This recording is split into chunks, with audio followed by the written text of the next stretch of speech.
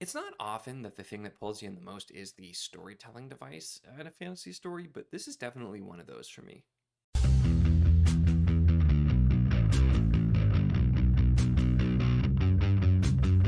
Hello and welcome to my channel. In this video, we're going to be talking about The Plague of Giants by Kevin Hearne. This is the first book in the Seven Kenning series, and it's one I've meant to get to for quite a long time. I remember I sampled this way back, and I thought it was really intriguing, but just never got around to continuing, despite the fact that I have the trilogy in hardcover and have for a long time. So finally, I got to this one. This was a patron pick from Jennifer, so thanks for this one, because this is an author that I feel like his other stuff's probably not going to be for me, but this one was definitely up my alley. And the big thing, I think, is because of the fascinating world building.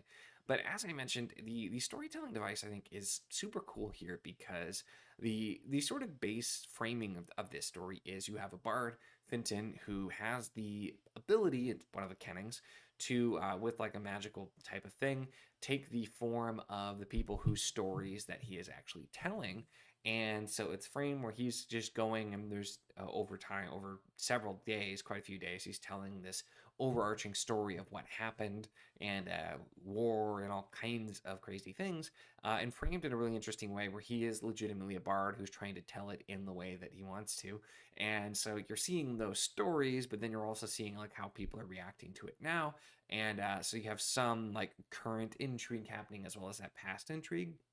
And the if you look at like the jacket art where it's kind of trying to tell you what this is about, it focuses on a few main characters, which is Talon, Dervin, and Abby.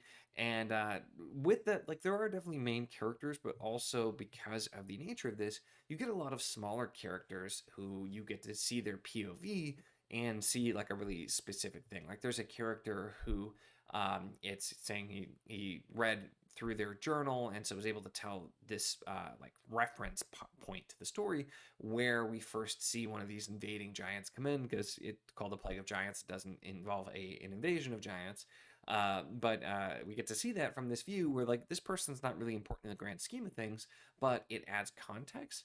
And I've always been, it's something I think Robert Jordan was always a master of, is giving you these small random one-off POVs sometimes, just to show you something interesting. And it's something that I like, just getting to see those small things. And other authors sometimes do that really well, where you get to see like the day-to-day or get the small POVs. But it made it just interesting to see all these different sides. And the storytelling works, I think, really well, where we're finding out all of this stuff. And it doesn't quite feel like flashbacks because of the fact that it's that frame narrative in the way. The one downside I will say to that is it does beg the question where often you have with frame narratives in general: how on earth is this person getting this level of detail? And so this is actually brought up, and so it's strongly implied at least that these bards and using their magic powers are always truthful, because it'd be a big deal if they weren't. Um, and there is a specific question of, they're like, how could you possibly know these personal details? But usually it just ends up, it's like, oh, got somebody's journal. But again, I mean, granted, I'm not a journaler. I'm sure there are some people who are big journalers, but it's the kind of thing, is like, are people really writing these incredibly specific thoughts and detailed accounts of everything that's happening to them? I doubt it. But it maintained, it works. It still maintained a really engaging story, and I had an interesting time with it. And the funny thing, the POVs that I ended up, I think, liking the most, is specifically you have a POV where it's somebody who is like a scholar, and they're trying to figure out, there's a captured giant, figure out their language and like what's going on there. And I like that part. But weirdly enough, the one I did not think I was going to care for, just because uh, so many of the other POVs seemed more interesting. But Abby, who is younger, and he's just doesn't want to go in the path of his family, and is really worried about it, and then ends up discovering basically a new Kenning, and we'll talk about the Kennings here in a minute. But something about it, despite that kind of like those coming of age elements, which can be hit or miss for me, I've liked plenty of coming of age things, but I was much more interested in the older characters not going through coming of age, and yet that story really ended up sticking out to me as well, so I figured I'd mention it. Um, but I want to talk a bit about the magic here, because the magic and the world building in general, I feel like we're super interesting things as well. We are set in this world where there are like people and giants and everything as well. and there's a big rift. Something had happened, and that's where we start seeing there's these new giants who are coming from an area where people didn't think that anybody could ever come from, partially because there's krakens and other like sea creatures that will like absolutely destroy you if you try to cross through the open ocean. So interesting detail already. But then the magic is they're called kennings, and the series is the seven kennings. But at the start of the story, there were not seven kennings known, and so you get to see some of the discovery of new kennings and that kind of thing as well. But just the idea is where the kennings are varying different types of power. So there's like some that involve water and some that involve stone. And I won't spoil the specifics because there are some really, really great scenes that involve the kennings in general.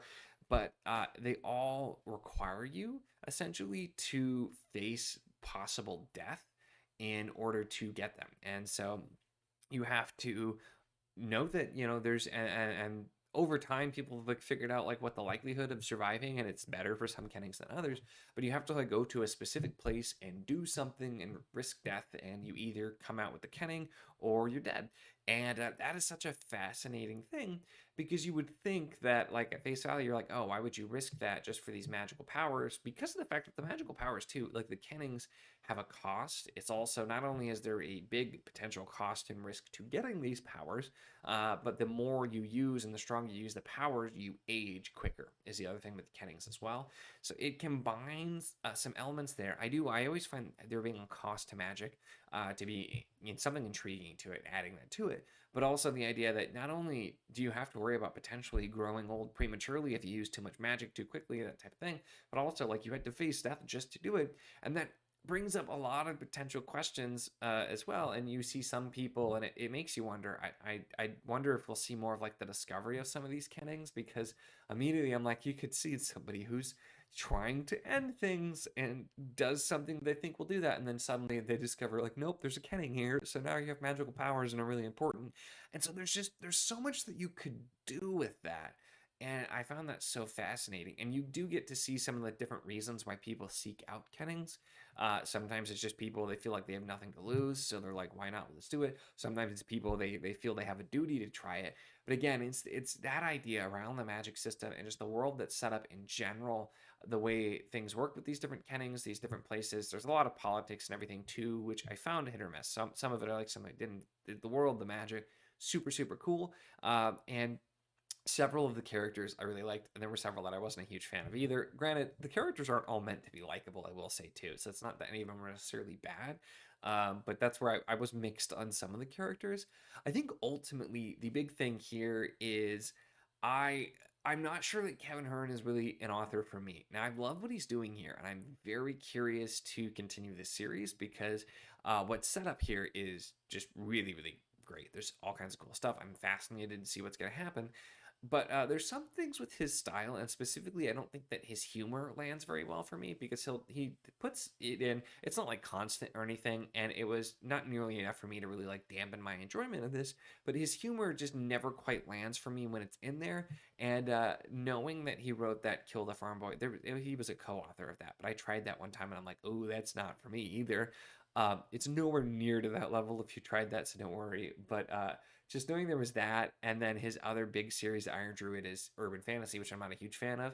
This has made me, while I'm really liking this and want to continue, this has made me very sure that I probably won't ever read any of his other stuff. So it's just kind of a funny reaction to have when starting a new author, to find out like, oh, I really like this series. Probably won't read anything else that you do, but I really like this one. So it's been interesting, to say the least, with going through. But I'm really curious. I'm glad I finally got to this, just because this has been one that I had wanted to check out for a long time. This one didn't disappoint. It was a really solid book, had a lot of really cool elements. And while not everything landed, it definitely had me engaged throughout, and very intrigued to see where it is going. So with that, those are really my thoughts on A Plague of Giants by Kevin Hearne. Let me know your thoughts on this one as well. I know that I'm very late getting to this, so many people have probably read this, but would love to hear from you in the comments.